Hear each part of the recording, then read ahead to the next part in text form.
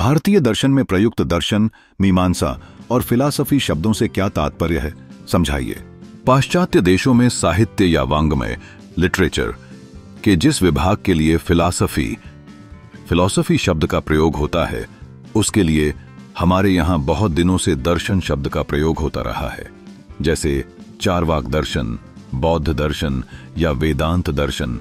आधुनिक समय में भारतीय भाषाओं में फिलॉसफी शब्द के लिए दर्शन शब्द का प्रयोग सर्वसम्मत सा हो गया है, और यह प्रयोग प्राचीन परंपरा के अनुसार होने से ठीक भी है, परंतु ध्यान देने से यह प्रतीत होता है कि प्रारंभ में फिलॉसफी के लिए संस्कृत वांग्मय में दर्शन शब्द का प्रयोग न होकर मीमांसा शब्द का प्रयोग हुआ था।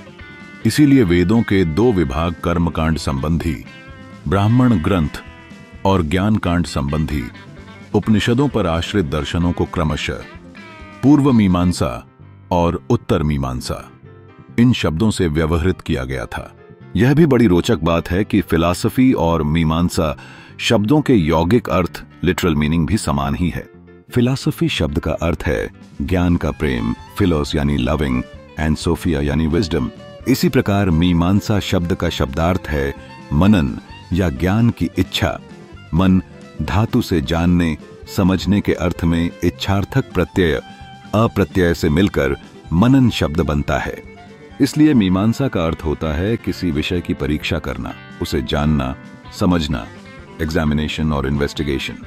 इस प्रकार फिलॉसफी के अर्थ में मीमांसा शब्द बहुत ही उपयुक्त है, जबकि दर्शन शब्द का शब्दार्थ है देखना, अर्थात साक्षात रूप से देखना, जो कि तत्वदर्शियों या योगियों को नैसर्गिक प्रज्ञा, इंट्यूशन की ओर संकेत करता है।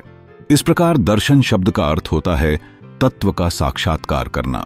न केवल वैदिक दर्शनों की प्रत्युत बौद्धों की परंपरा के अनुसार दार्शनिक तत्वों का निरूपण मानसिक तर्क की ऊहापोह नहीं होता, प्रत्युत महान पौक पुरुषों की नैसर्गिक प्रज्ञा या प्रतिभा, इंट्यूशन पर आश्रित होना है।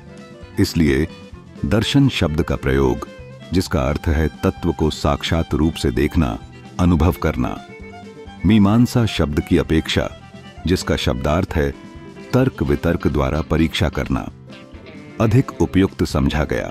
इस प्रकार दर्शन तथा मीमांसा का विश्लेषण हमें केवल विचारों के द्वंद्व में नहीं उलझाता, बल्कि यह हमें ज्ञान के गहनतम स्तर पर ले जाता है। यदि हम भारतीय दार्शनिकता में गहराई से प्रवेश करना चाहते हैं, तो यह समझना जरूरी है कि यह दोनों शब्द केवल विचार नहीं, बल्कि ज्ञान के विभिन्न मार्गों के प्रतीक हैं। यहां ध्यान रखें कि लिटरेचर शब्द के अर्थ में प्राचीन संस्कृत शब्द वाङ्मय या वांगमय प्रयुक्त होता था, न कि साहित्य शब्द, जो कि इस समय व्यवहार में आने लगा है।